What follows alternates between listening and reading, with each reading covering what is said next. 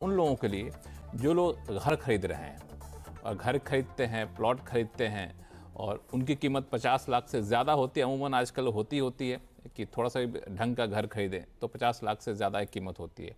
लेकिन कई लोग जाने अनजाने में टीडीएस नहीं चुकाते हैं और इनकम टैक्स विभाग को इसकी भनक लग गई है। और अब भनक लगना कोई बड़ी बात नहीं है, वो तो जहाँ रजिस्ट्री कराने जाते हैं उनसे इनकम टैक्स विभाग का अपना गठजोड़ हो चुका है। तो ऐसे करीब 12,000 लोगों की पहचान की गई जो नोएडा, ग्रेटर नोएडा, यमुना अथॉरिटी के आसपास हैं। लेकिन सिर्फ ये नोएडा, ग्रेटर नोएडा नहीं, देश भर में जो भी लोग हैं वो लोग भी सतर्क हो जाइए। और जिन लोगों की पहचान की गई उनको नोटिस भेजा जा रहा है और जो आगे पहचान होंगे वो भी नोटिस के लिए तैयार रहिए अगर आपने 50 लाख से ज़्यादा का घर खरीदा है और टीडीएस नहीं चुकाया है तो। लेकिन ये पूरा मामला है क्या, गौरी समझें। गौरी, ये क्या है मामला? 50 लाख से ज़्यादा घर खरीदेंगे तो टीडीएस हमें देना पड़ेगा 1%, ऐसा है? बिल्कुल।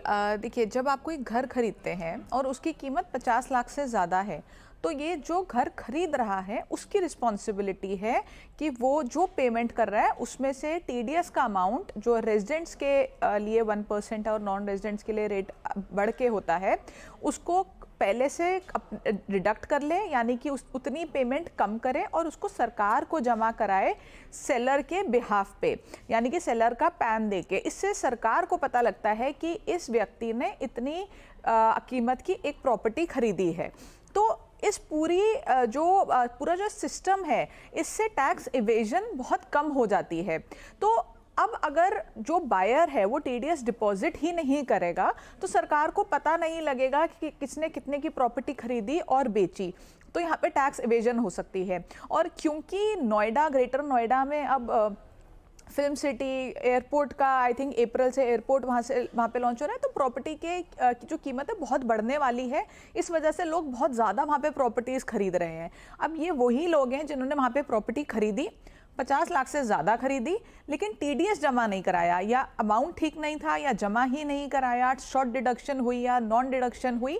इस केस में अब ये नोटिस जो आ रहा है तो इसमें आपको अब इसका रिप्लाई करना होगा और टीडीएस जमा भी कराना होगा।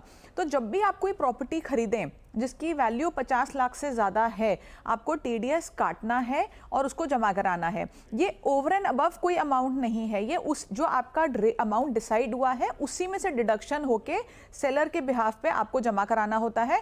और उसके बाद एक फॉर्म निकल के आता है, उसका प्रूफ कि आपने ये सेलर के बिहाफ पे जमा कराया और आपको वो सेलर को भी देना होता है। और यहाँ ये सारा प्रोसेस करने के बाद आपकी ट्रांजैक्शन कंप्लीट होती है। तो इसमें सेलर को कोई दिक्कत तो होनी नहीं चाहिए?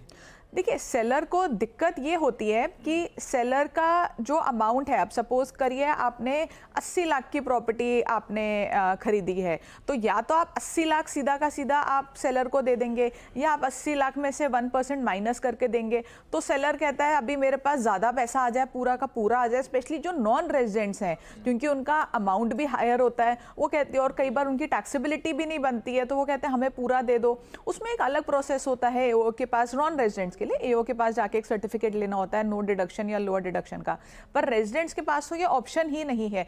तो सेलर्स यूजुअली अवॉइड करते हैं, स्पेशली इसलिए कि उनको ज़्यादा पैसा एकदम से पूरा का पूरा मिल जाए और दूसरा उनकी रिपोर्टिंग ना हो, क्योंकि अगर टीडीएस जमा नहीं होगा तो उनके 26 एस में वो दिखेगा नहीं, तो वो शायद इसमें से उनको लगता है वो बच जाएंगे। हालांकि वो बिल्कुल गलत तरीका है और जैसे अब ये नोटिस आ रहे हैं तो इनको हैंडल करना थोड़ा सा मुश्किल है। तो अब यही सवाल मैं पूछना चाह रहा था, जिन लोगों के पास नोटिस आ रहे हैं वो कैसे निपटें, और जिन लोगों ने अब तक अनजाने में नहीं काटा है तो उनके पास कोई रास्ता है कि पहले ही बता दें इनकम टैक्स डिपार्टमेंट को, भैया हम भूल गए थे, हमें समझ में नहीं थी, हमने नहीं काटा, वो हमें बचा लो? देखिए, बताने का कोई रास्ता नहीं है, रास्ता ये है कि आप अब काट लें। अब जैसे आपने पेमेंट तो पूरी कर दी तो अब आपकी अंडरस्टैंडिंग है, आप उनसे वापस लीजिए, उनके पैन में जमा कराइए और उनको फॉर्म दीजिए। लेकिन इतना आसान नहीं होगा क्योंकि आपके ऊपर इंटरेस्ट भी लगेगा ऑन अ मंथली बेसिस, और अगर एक भी दिन मंथ का ऊपर चला गया तो पूरे महीने का इंटरेस्ट लगता है।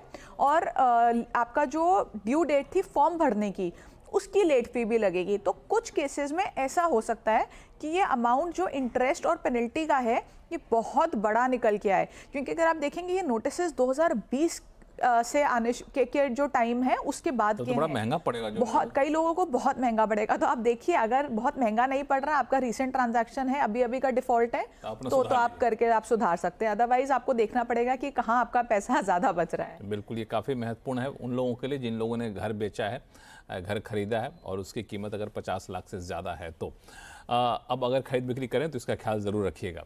अब चलिए शुरू करते हैं।